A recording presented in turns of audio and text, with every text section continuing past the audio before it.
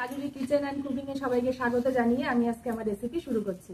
তো আজকে রেসিপিটি আমি করব হচ্ছে ডিমের কারি, ডিম কারি আর কাঁচকলা দিয়ে রুই মাছের ঝোল। তো শুরু করি। প্রথমে ডিম কারিটা করে নিচ্ছি। ডিমটা ভেজে নেব, সরষের তেল দিয়ে দিচ্ছি। এই রান্নাটা একটু পেঁয়াজটা বেশি লাগবে, ডিম কারিতে পেঁয়াজটা বেশি দরকার হয়। ডিমগুলো এভাবে কেটে নিয়েছি চাকু দিয়ে দুপাশ থেকে এভাবে, যাতে ভেতরে মশলাগুলো ভালোভাবে ঢোকে। তো প্রথমে আমি একটু লবণ হলুদ মাখিয়ে নিচ্ছি।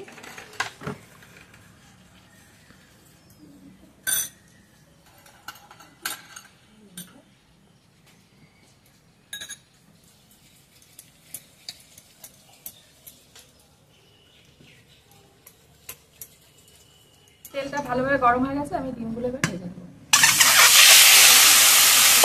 এখানে আমি 9টা ডিম নিয়েছি।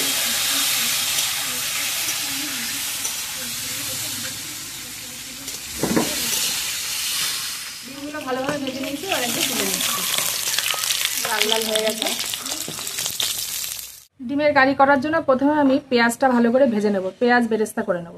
এখানে তাছাড়াও পেঁয়াজ বাটা নিয়েছি, জিরে বাটা, আদা রসুন বাটা, গরম মশলা আছে, আর এখানে লঙ্কা, শুকনো লঙ্কা বাটা। তো প্রথমে আমি এটা বেরেস্তা করে নেব। হয়ে আছে,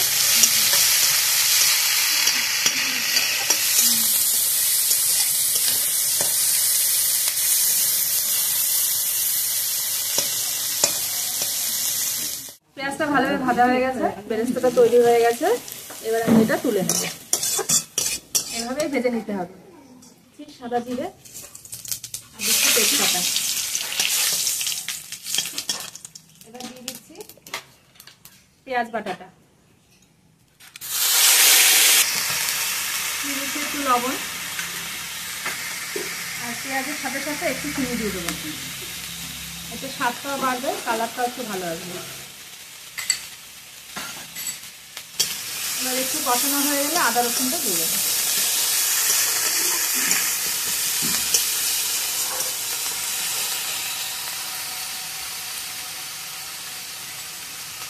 এবার দিয়ে দিচ্ছি আদা রসুন বাটা।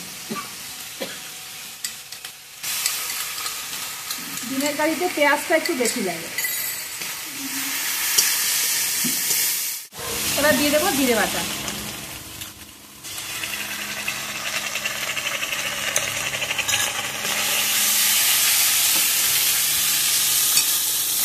একই সাথে দিয়ে দেবো লঙ্কা বাটা, শুকনো লঙ্কা বাটা।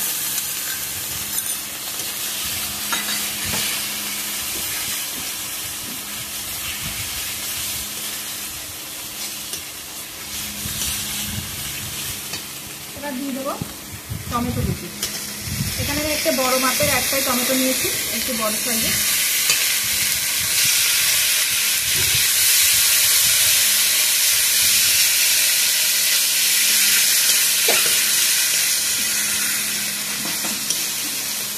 এবার দিয়ে দিচ্ছি একটু হলুদ। ভালোভাবে মশলাটা কষিয়ে নিতে হবে। এবার আমি ভাজা ডিমগুলো আগে দিয়ে দেবো, তারপরে দিয়ে দেবো গরম জল। ডিমগুলো দিয়ে দিচ্ছি। সাধারণত ডিম আমরা পরে দিয়ে থাকি, জলটা একটু ভালো ফুটলে কিন্তু গরম জল দেবো। এটা আগে থেকে ডিমটা একটু মশলার সাথে কষিয়ে নিয়ে যাবে।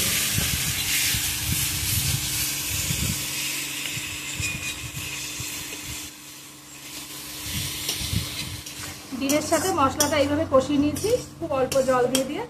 এবার আমি গরম জল দিয়ে দেবো, খুব বেশি পরিমাণে না, যেহেতু আলু দিইনি, একটু অল্প পরিমাণে গরম জল দিয়ে দিলাম।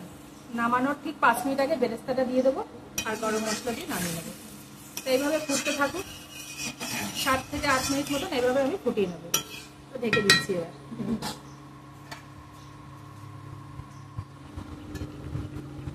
অনেকক্ষণ ধরে ফুটেছে। এবারে পেঁয়াজের বেরেস্তাগুলো দিয়ে দেবো।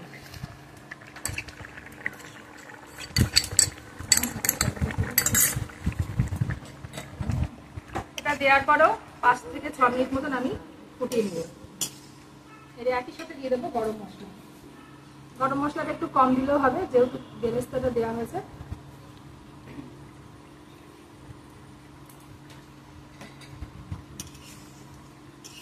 এবারে মশলাটা একদম গায়ে মেখে যাবে, তত সময় ধরে আমি একটু ফুটিয়ে নেব।